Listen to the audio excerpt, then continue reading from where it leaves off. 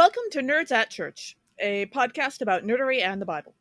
I'm Pastor Kay, and I use pronouns like she and her. And I'm Pastor Emily, and my pronouns are they, them, theirs. And I'm Pastor Kelsey, and my pronouns are she, her, hers.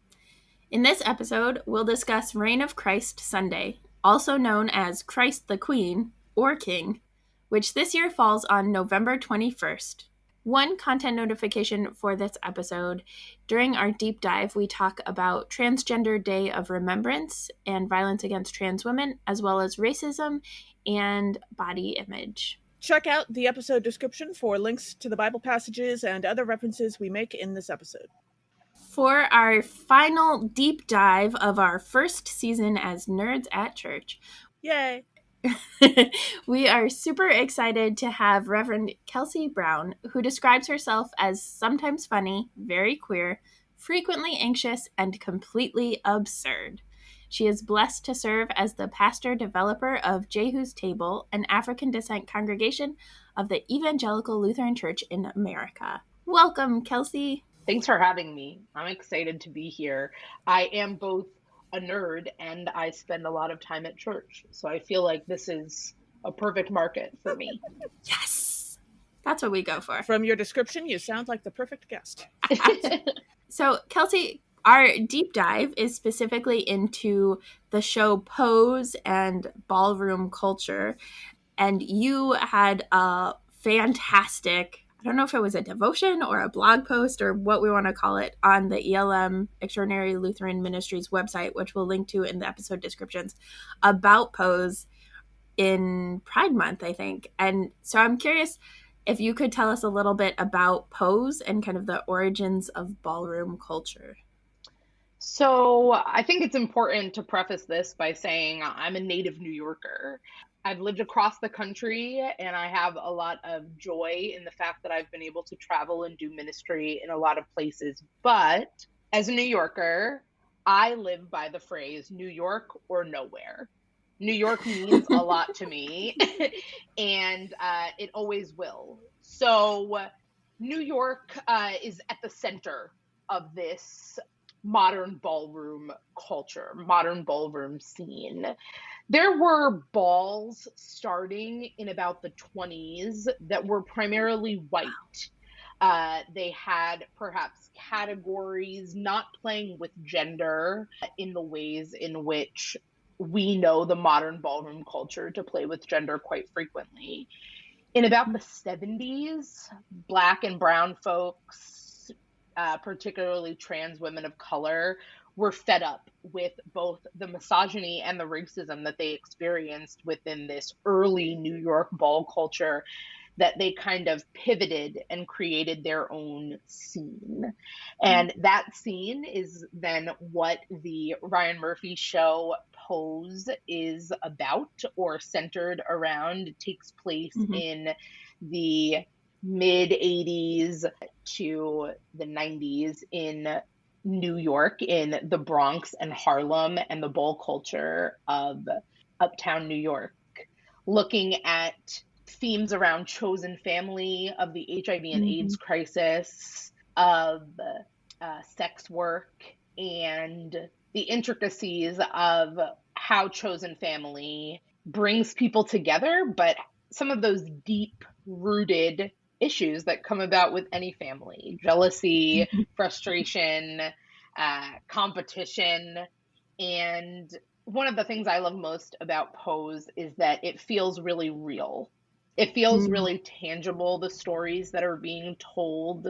I mean, even right now, in the year 2021, Black trans women, especially in New York City, are still being murdered daily. And we are blessed to see some of these modern house parents, mothers and fathers and parents, taking care of this new community of queer youth, of trans youth in New York City, and kind of helping them take their own agency back. And I think that that story spans throughout history for Black and brown folks particularly.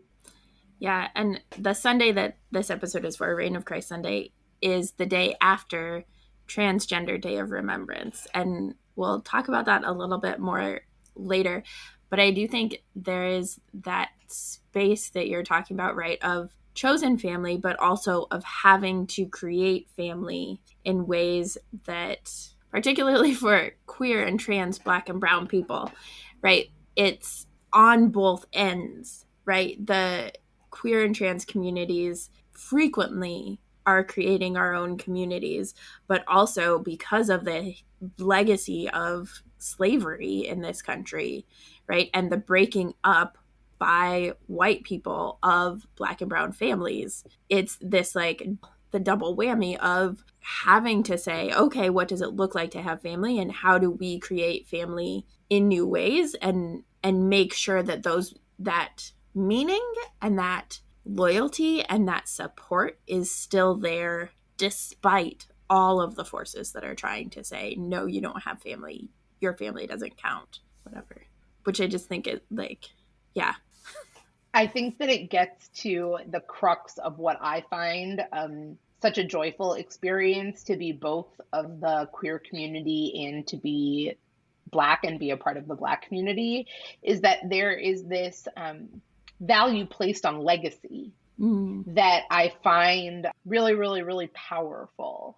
I am proud to know the slaves from which my family comes, right? Like, I am proud to know that Sylvia Rivera and Marsha P. Johnson walked on the earth so that I could continue to walk on the earth, right? I think that legacy building happens within, for me particularly, happens within the Black community so frequently. I have a very non-traditional family structure, and I wouldn't have it any other way. And we are all so proud of the ancestors that we are descendants of. And I think that one of the things that Pose really showcases about this late 70s, early 80s ballroom culture is that there is a legacy. Who you come from matters. And you have a lot of pride in your house, which is a term that is frequently used to describe a group of this chosen family, your house. And you have a lot of pride in your house, and you want people to remember who you are. You want to be legendary so that even after you're gone, that your legacy remains, that people remember you and the contributions that you put forth, not just to your house, but to ballroom culture in general. Yeah, that's the legendary house of Evangelista is, right, the Very legend. True. Yeah. Very true, very true. So I haven't seen the show, but I've been looking at pictures of the fashion from it, and I was struck by the hard work that the foundation garments or underpinnings are doing, whatever you want to call them, which are the unsung heroes of fashion everywhere, because so much of it you need structure to be able to build on, and that's what gives you the structure. What that makes me think of is that there's also always a lot of behind the scenes work that goes on in organizations like this. And it sounds like this show really gives a lot of credit to the people doing all that background work. Yeah, one of the ways in which these houses kind of keep going is that they have this cooperative model that they live by, where no one is kind of alone, no one is on the out. So everyone works together to then go to the ball and compete as a house. And you want to win a trophy. You want to get the 10s. You want a full score. You want everyone to place in their category. And that positive outcome, that trophy, those 10s mean that your team worked very well together, right?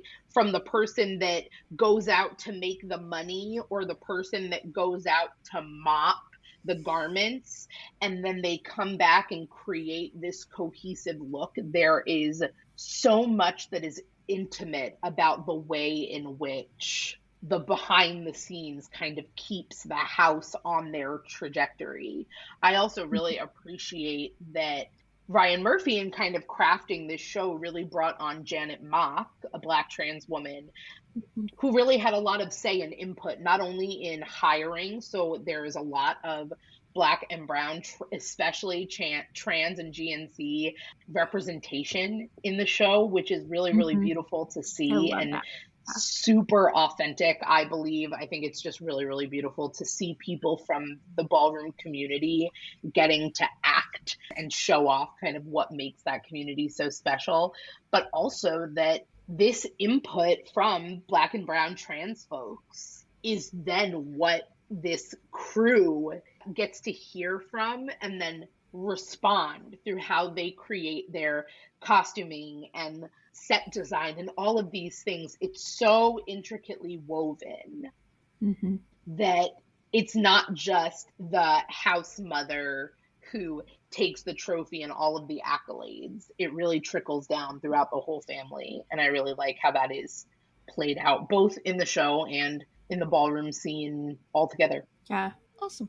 And that it's like, and there is that tension there, right? That part of how the House of Evangelista comes to be is because the house mother was taking all of the credit and wasn't doing that supporting and sharing and communal thing that is so integral to ballroom culture. So I love that. And then watching like those arcs and how they flow and change throughout the show. Yeah.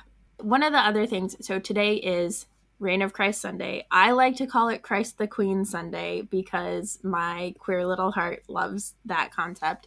And I have heard many queer people, especially gay men, talk about each other as queens.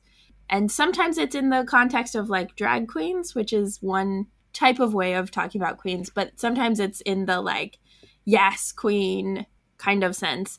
And that, like, calling someone a queen happened quite a bit, at least in Pose on the ballroom floor. So I'm wondering how that resonates or doesn't resonate with you, because there's also like, it's especially gay men, but I think it's also more white gay men, whereas in Pose and in ballroom culture, as you described, right, it's primarily Black and brown people. And so there's definitely a tension there. Well, I think that there's been a co-opting of language, right? So like AAVE, African American Vernacular English, what some folks might call ghetto or however, whatever they're trying to say, it has bled into what people believe to just be online culture or gay culture when it traditionally comes from the mouths and lived experiences of Black folks, right? And I think that our Latinx siblings have a similar way of speaking with one another that is separate from how we interact with white folks. So we know that some of these words have just gotten co-opted to mean any old thing in white gay culture. Yeah.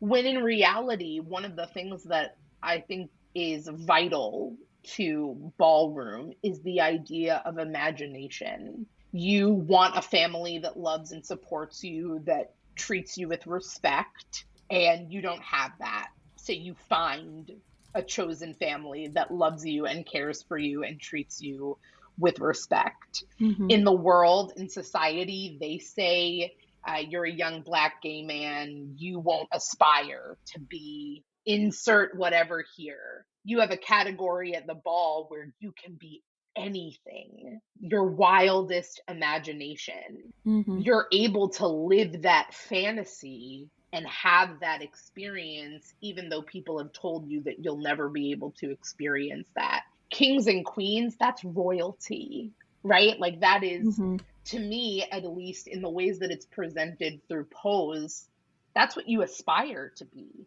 right? Like you want to be the best, the most royal, the most regal, because you may be sleeping on a bench in Washington Square Park, but at the ball, you're a queen, right? So there's this mix of fantasy and kind of dream casting that takes place in this culture that I think really, really resonates with Christ the Queen Sunday, because Jesus, as called, this king or queen rather, is not a traditional monarch, right? Is not a traditional ruler, but kind of flips that notion on its head. And I think the same thing happens within ball culture. What someone says you can't be, you reclaim. And Jesus doesn't want to be that kind of ruler. Jesus doesn't want to be the kind of person that lords the power over people. So Jesus flips that and becomes a king that reigns with grace and mercy and peace, right? So that Mm-hmm. they're, to me at least, they're kind of one and the same. Yeah. That reminds me very strongly of something that happened in the last few years in the Renaissance fair culture. At a fair, there's always a court of the royalty, and you can go and meet the court and introduce yourself, and it's all very fun but sham formal kind of thing.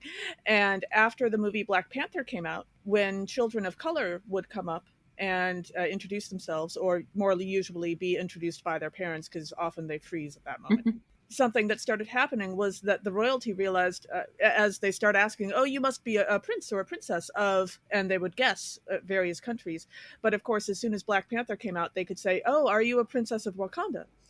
And the kids loved that. And the adults loved it. And suddenly children of color were able to participate and enjoy Renaissance fairs with a whole new level of feeling like they belonged. And that's been going for a few years now. So. Oh, I love that. Yeah, that's awesome. So in that space of reign of Christ, Christ the Queen, right? I had a seminary friend who preached on the gospel passage for today as another kind of coronation for a preaching John class, and talked about it. And she's a Black woman, and so was like diving into that connection that you're talking about, Kelsey, of like flipping it on its head. And I, especially because, right, when we think about Jesus, he was not white, right? He's a brown man, depending on how you think about things, right? We've got Mary and we've got a Holy Spirit who's feminine, and that's how Jesus is born. And so thinking about Jesus as a trans man, or I particularly like when I refer to Jesus post-resurrection, I use they, them pronouns, because of the way that the resurrection transforms and brings Jesus into this new way of being that is beyond what we can conceive of. And every year, I think, but especially this year, it's one day off. Christ the Queen falls the day after Transgender Day of Remembrance, where we remember and name to the extent that we are able, because there's not sufficient data in a lot of countries, the transgender people around the world that we know of who have been killed. And the overwhelming majority of them are Black trans women. And that is true in the United States, but also globally. So when we're in our gospel reading, right, it is this trial between Pilate and Jesus just before the execution. So this is like a long setup for this, right? But so there's this piece of Transgender Day of Remembrance and what that looks like today. There's the piece of Jesus and Pilate and that conversation and trial. And then there's also The Cross and the Lynching Tree by James Cone, which I read in the seminary, right, that talks about the intimate connection in United States Christianity, especially between the lynching tree and the crucifixion, and that you can't understand one without the other. So I'm curious about your perspective, because it seemed like you were kind of getting at that, right, with the flipping, but also there's like this complicated flipping that Jesus is doing of like, who has the power in the interaction with Pilate, because officially it's Pilate, but then Jesus has this other power that he talks about, and how Jesus just like flips and then flips. And I don't know if you've thought about that in those terms before. I really don't think I have. It's kind of a newer unfolding of that for me. I too read The Cross and the Lynching Tree in seminary, and I've read it again after I graduated seminary. But one of the things that I find so interesting about this gospel text is Jesus is a little sassy. And I always yes. I always think it's so funny. I love reading it because like Pilate does have the power and he just asks Jesus a yes or no question, right? Like he's like, "Are you or aren't you?" And Jesus is like, "Why are you asking?" And I just think it's so funny. It's like, Jesus, you know already what's going to happen, but you're here just fooling around. Like, that's really what it feels like to me. And then Jesus has Pilate questioning, like, what's really happening here? Like, I think Jesus really switches it up for Pilate in this conversation in a way that has Pilate second guessing himself. Mm. But I find so beautiful that Jesus says, my kingdom is not from this world. If it was, then my followers would be fighting to keep me here. And as the later seasons of Pose kind of drawed out a very intimate look at just like the destruction left behind in the wake of the early pieces of the HIV and AIDS crisis, Mm-hmm. there's this pall that is cast over. You see someone in one scene and the next scene they're not there anymore. There's this like notion of like, why is this happening to us?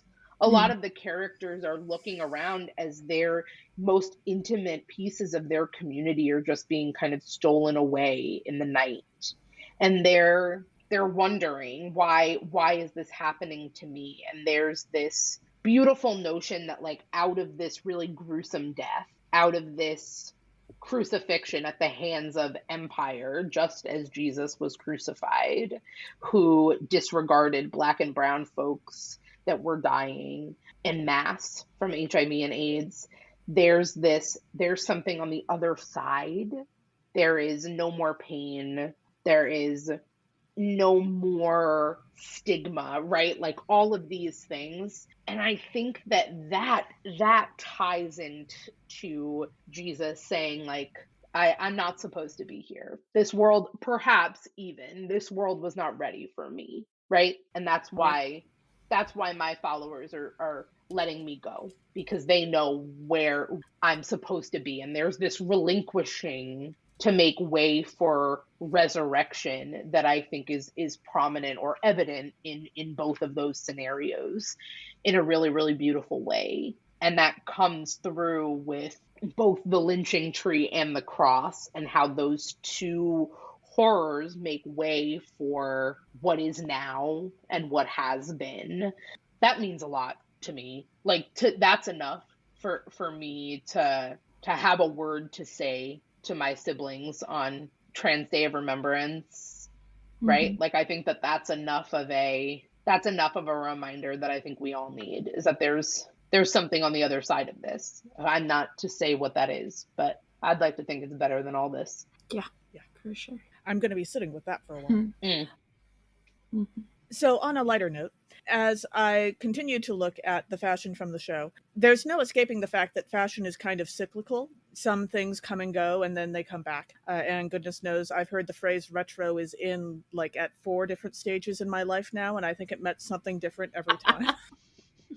And it struck me that even as I was looking at these photos of fashion from the show, you can really tell when you look at them that they are very 80s or early 90s. But also, there are pieces of them that keep coming back, and that are still popular now. And I recently saw a video on YouTube that claims that actually, if you look back over the last several hundred years, historically speaking, the mullet is one of the most popular hairstyles in history, which we can link to in our episode notes, which I just find deeply hilarious. But as much as the ballroom culture in the show was very much of its era, I'm sure, there also must be so many different threads that go back further or that are still continuing now, I would imagine. Yeah, so one of the things that I think is something that I hold in tension when watching Pose or many things about ballroom culture is there is still a very gendered aspect of all Mm-hmm. of this. Yeah. There are traditionally masculine categories that you walk in a ball and traditionally female categories that you walk in a ball. Of course, there is a bit of gender that goes on in the categories between those spaces, of which there are many. Mm-hmm. But it has a lot to do with who has a pretty face, who has a nice body, whose makeup is snatched, whose hair is the way that it needs to be. And fashion does matter a lot. not only are the outfits that the cast is wearing just kind of like out and about on the street, very late 80s, early 90s, but Sure. there is this modern, to me, resurgence. I will also preface this by saying I am a late 90s person. I was born in 1992, but I do have much older siblings, so I'm like a cool young millennial, right? Like a cool one. Hey, I'm prefacing I mean, that. I think of you as a cool millennial, so. Thank you. I'm just saying, I have a lot of institutional knowledge about the ways that the 90s ran, even though I was a child. Even though I was a child. But I will say that some of the like dominatrix, like leather outfits that are featured in like the newer seasons of Pose have really been making a resurgence in popular culture, not subculture. I do love a little leather moment. Let me be frank. But I'm saying, like, why are there like 17-year-old girls wearing harnesses to high school? Like, that's a thing now that people are doing, like, fully. And I think that there is this resurgence of like, oh, this is something that may have been seen as maybe risque or on the fringes in the early 90s and the late 80s, but now is kind of like, which I'm a little flabbergasted at, if I'm being honest, but I'm into it. Yeah. Right? Yeah. I love the confidence. Yeah. That reminds me a little bit of, I don't remember if it was 5 or 10 years ago, but Victoria's Secret tried a very brief campaign for a little while that was honestly trying to sell underwear as like outfit pieces, like a long line bra as a top. I don't know if you guys remember this, but nobody thought it was a good idea except for them. And I'm kind of wondering if in another 5 years they're going to try again, and this time it's going to make it. So I guarantee it'll make it. I guarantee people are desperate for trends right now. It's not really my thing, but I was gonna say, which is ironic because like I just moved, and so was like going through my clothing and put a ton of it in the get rid of pile, and like some stuff I'm keeping just because like eventually I might have to look professional again and I need pants to wear. But like I have no desire to like follow a trend, especially if it's not comfortable. Like as much as I was like a comfy person, my gender was comfortable, like comfy before. It is like full on pandemic comfy gender now. Yeah. So that it just baffles my mind a little bit. Well, I see like kids doing things that I did in like the early 2000s now and being like, how cool. And I'm like, it wasn't cool then and it's not cool now. But I'm so sorry to tell you, but no one wants you to have a middle part. Not a single person. No one wants it. I promise you. It's like maybe I was like in young queer culture. I was in maybe not even maybe. I was in young queer culture, very young.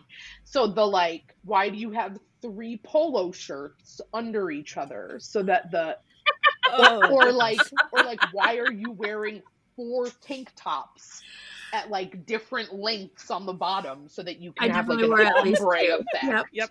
Like that's not it, everyone. I'm letting you know. PSA with Pastor Kelsey on Nerds at Church. Stop.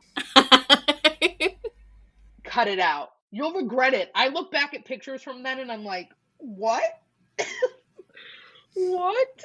I think I once suggested as a fashion rule for a group I was in that you were only allowed to wear one fleece quarter zip sweater at a time and not layer them. And you know that, like you had to make that rule because somebody was not doing that. Someone's, yeah. Oh, wow. Yeah. Kelsey, I have my own favorites, but do you have a favorite or favorites characters or a house from the show? I sure do. I love Billy Porter's character, Pray Tell, who is the MC frequently at many of the balls that we see on the show. As someone who would personally categorize themselves as like big MC energy. Oh my gosh, yes. I really appreciate, not only in the later seasons, the vulnerability that Pray Tell has Mm-hmm. in getting to learn a little bit more about his religious upbringing and how he brings kind of that spirit and relationship with God to his fight with Mm-hmm. HIV. I love, I love Dominique Jackson. She plays Electra, and she is everything to me. She gets them together. She always puts people in their place, and she has like big, to me, like Scorpio and Leo energy. And as a Leo myself, I find a lot of similarities with her like fiery personality and her ability to take charge, because sometimes people need their drag mother to get them together. Uh, and I really, really love Angel. Mm. I think back to some of the like Latin female friends that I've had growing up in New York, and the not only like the fierce solidarity that they possessed, but their self-sacrificing nature and their ability to just remain steadfast in times of difficulty. And I think that Angel is a good daughter, not only to her biological family, who gives her a lot of crap for being a trans woman, but for her chosen family. Like, Angel really keeps the folks together. She has her little pitfalls and she Mm-hmm. takes some tumbles, but at the end she gets the life that she's always deserved, and her arc in the show just brings me so much joy and delight. Mm-hmm. And I think it's really beautiful to watch India act. Yeah, she's Yeah. fantastic. I Mm. also love Billy Porter as like a human being, right? Like Mm-hmm. I first like heard about Billy Porter in the Oscars tux dress, like that particular, which I was like, that is my yes.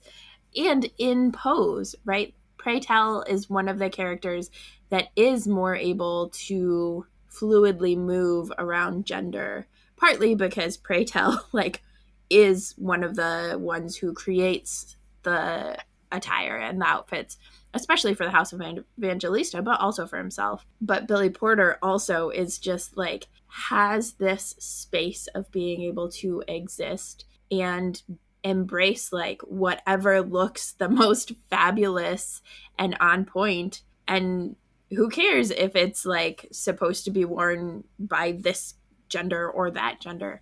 So I also love Billy Porter. I also love Blanca Evangelista, MJ Rodriguez, which so I watched Pose. It's been a while since I've seen Pose, so I was like pulling it up to like remember who was who in the cast, and I don't know why, but MJ Rodriguez like never shows up unless I specifically search for Blanca Evangelista, which is weird and problematic to me, but Google should fix that.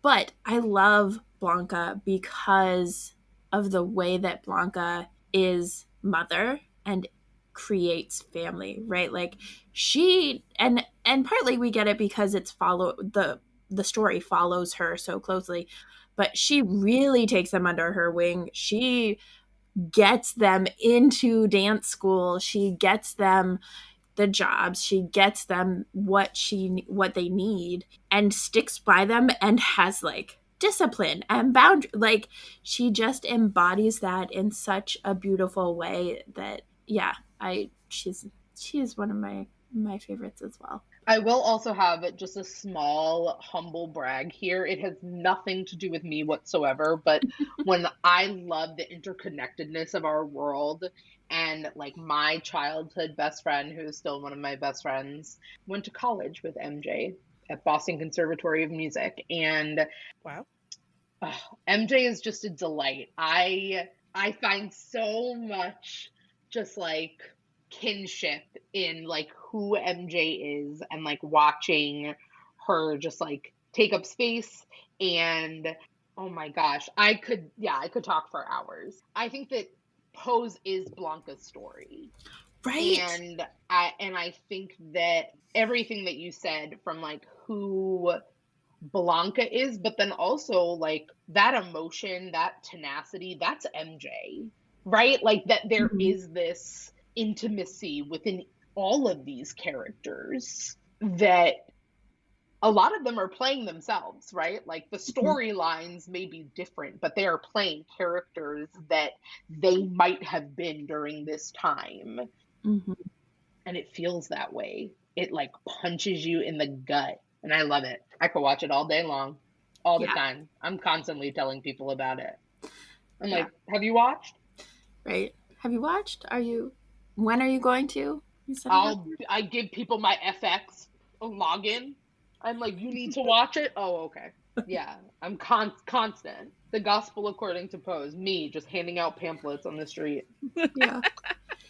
And I do think that the show is that much stronger because the people who are, and this is a critique across the board of trans representation, right? That the majority of trans representation outside of like Pose is frequently cisgender people playing transgender people, which is super problematic, especially because frequently, if they get an award for it, they show up as themselves. And it reinforces this idea that transgender people aren't real or aren't valid. And that's a huge piece to contributing to Transgender Day of Remembrance. But this show in particular, like the depth of knowledge and intimacy, like you were saying, Kelsey, of what it is like for these characters in these places. And like Billy Porter came out as being HIV positive, I think after the show was done, maybe, but pray tell has HIV. And so there is this like deep knowledge of what it is like to be in that situation that brings such a greater richness to the story and to the acting, I think. Oh, I agree. I think that also the actors in general, some of them come from ballroom culture. Dominique Jackson grew up in the scene. MJ's walked balls and is in a hat, like is a member of a house. Jason, who plays Slim, is an actual like ballroom legend. So like there is Mhm. this, even the extras. Like I have friends that are trans and GNC that are actors in New York City that are have been extras on Pose. So Mhm. like there really is this community that kind of is playing the lives that they're still actually living. And I think that that is why there were cries of outrage when they announced that this past season was going to be the last, because people are like, we're hungry for this. And my answer to that is it exists in the world. Google where you're like where there's a local ball by you and go Mhm. and support black and brown folks with your money Mhm. and with your joy and Yeah. your excitement. Don't go as a spectator, go as someone who's kind of ready and willing to experience ball culture fully, because it's there. It's always been there. And baby, it's going to be there till the cows come home. We don't have cows in New York. We do, just not in the city. That you know of. Apparently, animals hide in the cities all the time. Very true. There was a bull that got loose on Long Island, but that's a story for a different day. I think a cow would have a harder time hiding than, say, a coyote or Or a something. leopard. Yeah. Yeah, So, some yeah. alligators. Yeah. They might not make it through the winter. No, but there has been they people have definitely had them. Yeah, Yeah. I've heard those stories. Our first reading for this episode is from Daniel chapter 7, verses 9 through 10 and 13 through 14. Daniel depicts a vision of the end of the oppression the community is facing as the Ancient of Days gives one like a human being authority. So, one of the themes that I noticed in this passage was the idea of the Ancient One. And I think when I say the Ancient One, I would guess that a good number of listeners, if not the majority, would think of like old white guy with a beard in the sky, right? Sistine Chapel, Bart Simpson's, or the Simpsons depiction of it. But this Ancient One, right? The is described so differently. right? It's pure wool for hair, which I was realizing as I was like, this is my own personal confession. I was realizing as I was reading like pure wool, I was associating the pure with it must be white wool because also the like clothing is white as snow. And then I was like, no, no, Emily, no. This like pure wool is the very, very tight curls, what I think some people call kinky, right? Like that's the kind of hair that we're talking about. And that like pure wool is not generally white. It's maybe gray, but there's a lot of black wool. And so thinking about like an ancient one, and it wouldn't quite work, but I was also in like pose mode. So I was thinking about the category of like the natural category that they have of like you have to, and again, as you had said before, it's has to do with like body and having a particular body and fitting into certain things, but that idea of like the ancient one as like the winner of the natural category on pose was like a really exciting one. And the idea of like, so it was two part. I just had lots of thoughts this episode apparently. But the other piece, right, that I frequently have talked about, and we actually talked about a lot in our transfiguration episode with Emily Ann Garcia, was this idea of like clothing as white as snow in that time was really hard to do. Whereas like today, we can get clothing as white as snow. Everybody has access to bleach. But what's harder is to keep things the blackest black that they could be. So I think about like what it would be today would be clothing that is as black can be. Like Vanta black, the blackest black pigment, or like that thing that just like absorbs all of the light and all of that into this like deep, rich blackness. But I love that image of an ancient one that is totally different from what I grew up with. But yeah. Sure. In verse 9, we read, "As I watched, thrones were set in place, and an ancient one took his throne. His clothing was white as snow, and the hair of his head like pure wool. His throne was fiery flames, and its wheels were burning fire." So I was reading this, and I thought, ooh, a throne. Ooh, it's on fire. Wait, wheels? Like, thrones don't necessarily have wheels. That was kind of unexpected. And the wheels are just described as another part of the throne. Just, of course, it has wheels. So now I'm asking myself, is Professor Xavier a little bit more made in the image of God than some of us? Like, does God use a wheelchair? I have a friend who has a theory that the wheelchair really is the optimal method of transportation because if you're not riding a wheelchair, you can't pop a wheelie anytime you want. And that totally seems like something that God would do. So I love this thought. Apparently, God is in a wheelchair. Excellent. I love the idea of God as a wheelchair user, and I think that that fits really, really well. And a wheelchair that's always on fire. So, really I the mean, best possible. God is flaming. Yeah. Like, we're talking about Christ the Queen. Yep. I do love the Professor Xavier. Well, except of course that he's white and therefore can't possibly be God. But aside from that. Yeah. There's got to be. Now I'm going to be trying to think. Lawrence Fishburne's character from Unbreakable, I don't remember his name. Also, he turned out to be, a supervillain, but makes it a little hard. Mm-hmm.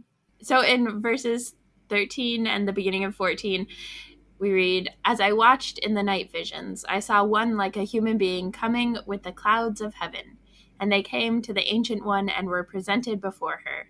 To them was given dominion and glory and rulership, and that all peoples, nations, and languages should serve them." And I gotta say, maybe not the best way to pick someone to rule over everyone else, but also there are much worse ways to pick a king.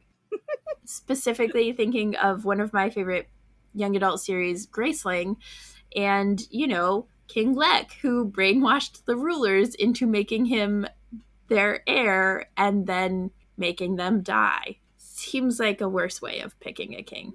Yikes. Yeah. See, whereas my brain immediately went to what is it about watery tarts throwing swords at people from Monty Python, and that's also not a great way, I suppose. Or who can take the sword out of the stone? Yeah, removing weapons from rock, not a great way to pick a king. Yeah. And then our second reading is Revelation chapter 1 verses 4b through 8.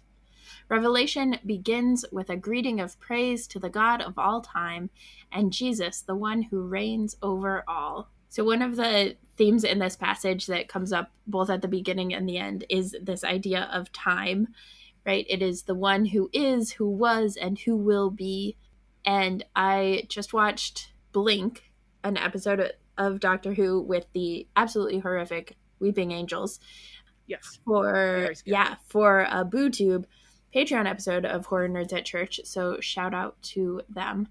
And it has my favorite ever quote from Doctor Who, which is the Doctor describing time and calling it a big ball of wibbly wobbly, timey-wimey stuff.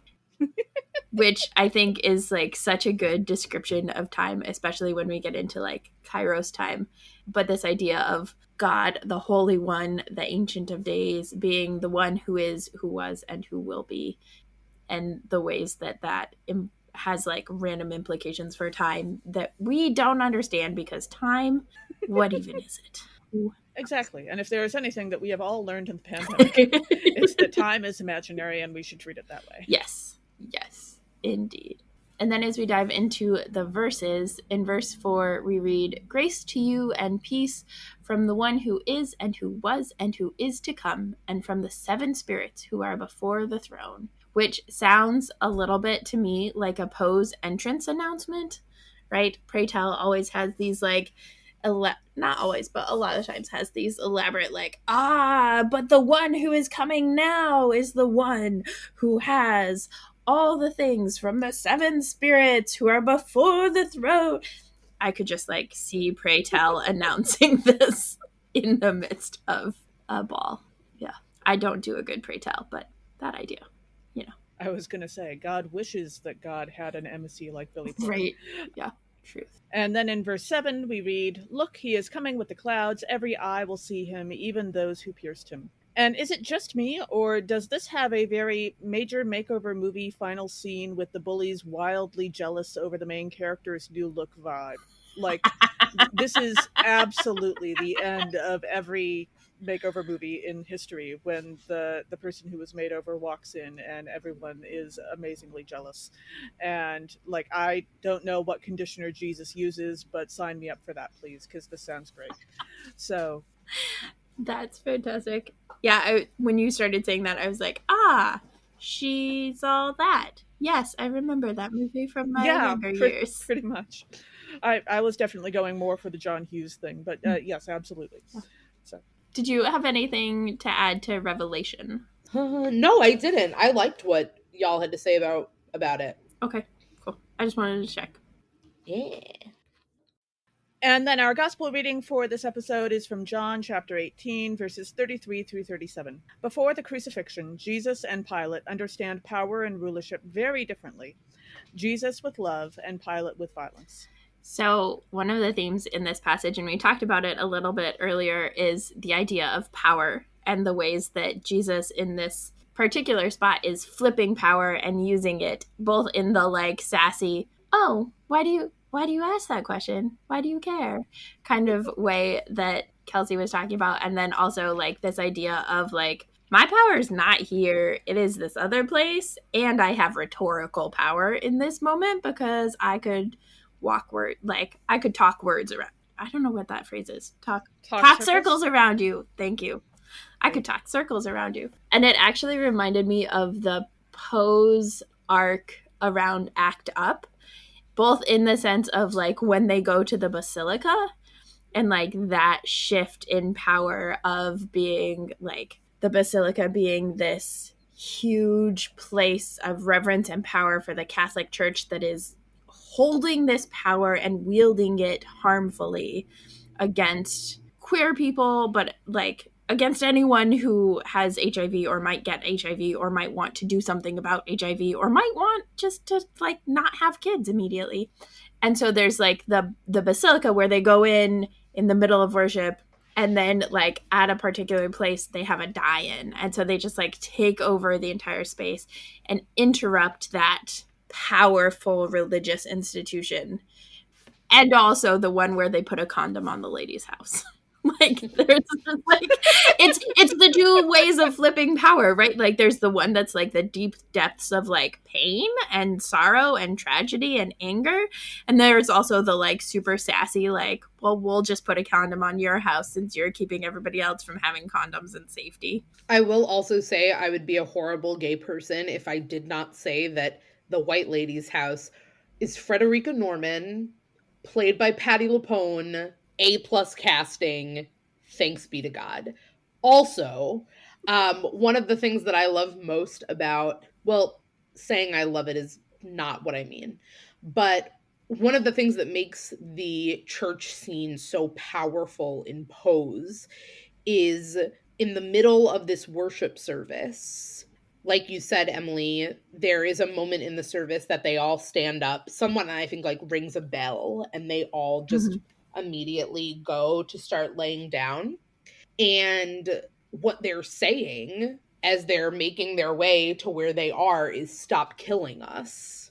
And the signs that they have are talking about just how the church is aiding in the deaths of people with HIV and AIDS by not promoting condom use and not kind of wavering from a religious standpoint on contraception while folks around them are dying in mass. So they're laying on the floor and screaming, stop killing us. And then the police come in and start like really roughhousing, really start kind of dragging them out of this church. And I just think that the juxtaposition of that to then know like Jesus goes to the cross, like and carries his own cross, although we know that that's not entirely true. That connection is really powerful. And that was like that was based off of an actual ACT UP die-in. And I think that it was just done really, really beautifully. And it was kind of a gut punch. I watched it with my mom, and my mom grew up very, very, very Catholic. And she was like, wow, I didn't even think about like what that might have meant during the HIV and AIDS crisis if the church would have kind of spoken up about the positives of contraception, particularly condom use, and protecting yourself and others from HIV and AIDS. That is a full flip it on its head. I just don't. Yeah. I'm so dumbfounded by scenes like that because as a clergy person, I'm like, do you know what we talk about? Like what we teach and preach, and then like these people, their like cry is to stop killing them, and we just are like, no. Like that to me is just like wild. Yeah. Wild. Yeah. And I mean it still happens, right? Yeah, for sure. Well, and as you were saying that, I was thinking about like the ways that strings are attached to any financial aid that goes to HIV AIDS work in South Africa or other countries on the continent of Africa. And like the clauses of you can't talk about abortion and you can't like do all of these pieces of family planning with people. Yeah. There's still so much power being wielded by institutions when like you said, Pilate chooses violence and Jesus chooses love to combat what's going on. And it's like, as practitioners of the faith, but also just as like human beings who live on the planet together, we should be choosing love over violence always. Yeah. And one of the things that I guess I didn't realize that not everybody realizes is like when we're talking about the police coming in this ACT UP die-in, the police also are the ones who arrested Jesus. Like Jesus was arrested by police. It is in the Bible. Yeah. It says that. And that gets glossed over so easily. But so like that tie that you're talking about is not only like the similarities, but there are like explicitly the same organizational things going on with police and the roles of police. Yeah. Not in lifting up justice or pursuing justice, but in harming marginalized peoples. Yeah, exactly. When the police are mentioned in the Bible, it's not that they're performing justice. Nope. Yeah. I think that might be the only time they come up. Yeah, actually, I was like, I don't know that they're mentioned other times. Yeah. Like, I suppose Paul getting arrested might also involve a cop or two, but yeah. Yep. And then as we dive into the verses, in verses 33 and 34, we read that Pilate again entered the headquarters, summoned Jesus, and asked him, "Are you the king of the Jews?" And Jesus answered, "Do you ask this on your own, or did others tell you about me?" And it reminded me of the Divergent series, where in the first book, Divergent in particular, Triss is like really scared because she finds out she's divergent and then is told like nobody can ever know this and you can't say this word ever again. And so then there are places where the question is asked either explicitly or more frequently implicitly of like, are you divergent? And it's this like being divergent is actually like this gift, but that's not how it's treated. And so when Pilate is asking, are you the king of the Jews? And like the actual reality of Jesus' identity is this gift for humanity, but that's not how it's treated. Yeah. Yeah. Mm-hmm. The tone of that question so reminds me of being asked in your teens, are you a virgin? Ooh, purity And culture. Yeah. And your immediate, like, then you're looking to like see the cues that it's like, what's the correct what's the answer? Yeah, like what's the answer that you want? Which one are you going Yeah, for? we'll see. Because there can be several different ways that question goes. Exactly. None of them are good. That's in Gilmore Girls. There, when Rory starts at the private school at the very beginning of the show, she gets called Mary, and she like doesn't understand it, and then Lorelai, her mom, explains it to her and is like, "Oh, Mary, like Virgin Mary," and then Rory's like, "Well, if it was the other way, like what would they say?" And Lorelai's like, "Well, they'd probably add a Magdalene after it." And like, you know, historical inaccuracies and campaigns by the church patriarchy to erase the importance of Mary Magdalene aside, like that you're either one or the other, which is a totally false binary, but also like that is how the patriarchy works. You are either one or the other, and either way you are both ostracized and lifted up. Yeah. And then finally in verse 38, Jesus answered, "My kingdom is not from this world. If my kingdom were from this world, my followers would be fighting to keep me from being handed over." Okay, Jesus, I mean, Simon Peter, depending on which gospel you read, did cut off a guy's ear. So maybe your kingdom is a little of this world? Like an ear's worth of this world or something? I don't know exactly how that works. But gee, I wonder why they would have that urge. Does it perhaps have anything to do with the justice system having very little to do with justice? Much like the magical justice system in Harry Potter, for example. Or the justice system today. In the real world. Yeah. So. Yeah. How different would the Bible be if the justice system actually was concerned with justice at any point in biblical history? It would be a very different. Yeah, I would tell you the. Yep. I don't even need. Y'all know. If you're you know. I don't need to go. You know. Yeah. Indeed. So, Kelsey, any other thoughts on life, the universe, and everything? You know, I've got a lot of thoughts about a lot of things, but what I would maybe say is that if you have interest in ballroom culture, in chosen family, there are a couple of shows that I would point you to. I'm a big TV person. So besides Pose, I would say It's a Sin on HBO Max. It's a show about the HIV and AIDS crisis in the UK around the same time as it made its way to the United States. I would say Legendary on HBO Max. It's an HBO Max original series. It's a ballroom competition show. Houses compete for a grand trophy and a whole heck of a lot of money. It is brilliant. The costuming is brilliant. The performances are outstanding. And then I would also say We're Here on HBO Max, a show that features Shangela, Bob the Drag Queen, and Eureka O'Hara, 3 drag queens from RuPaul's Drag Race who go around the country finding folks and putting them up in drags for the first time. And it's kind of like Queer Eye, but like actually gay, like very gay. I don't know. I have my own qualms, but season 2 just premiered a couple of weeks ago, and there's a very interesting intersection between race and sexuality through some of their episodes. Season 2 takes place in the South, in the American South. So they go to Selma and a bunch of other places, and it's brilliant. So while I may not have a lot of thoughts about the universe and the world, I do have a lot of recommendations for TV shows. That sounds like thoughts on the future of my life. I just finished Orphan Black, so I'm looking for new shows anyway. That's awesome. Perfect. Yeah. Sure. Well, thank you so much for joining us. And thank you for joining us, dear listeners. Catch us next time when we begin season 2 of Nerds at Church. Yay! We'll discuss nerdery connections to the scripture readings for the first Sunday in Advent. This podcast has been produced by us, Kay Roloff and Emily Ewing. For more fun, check us out on Twitter and Facebook at NERDSATCHURCH, or contact us at nerdsatchurch@gmail.com. Also, if you like what you've heard, rate us or leave us a review on Apple Podcasts, Facebook, or wherever you catch your podcasts.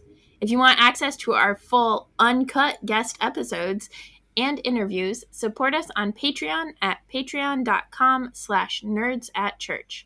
We hope Patreon can help us get our episodes transcribed for those who need or prefer that. Though if you want to help us with transcripts, let us know via email or social media. As the ancient Christian said, Pax Vobiscum.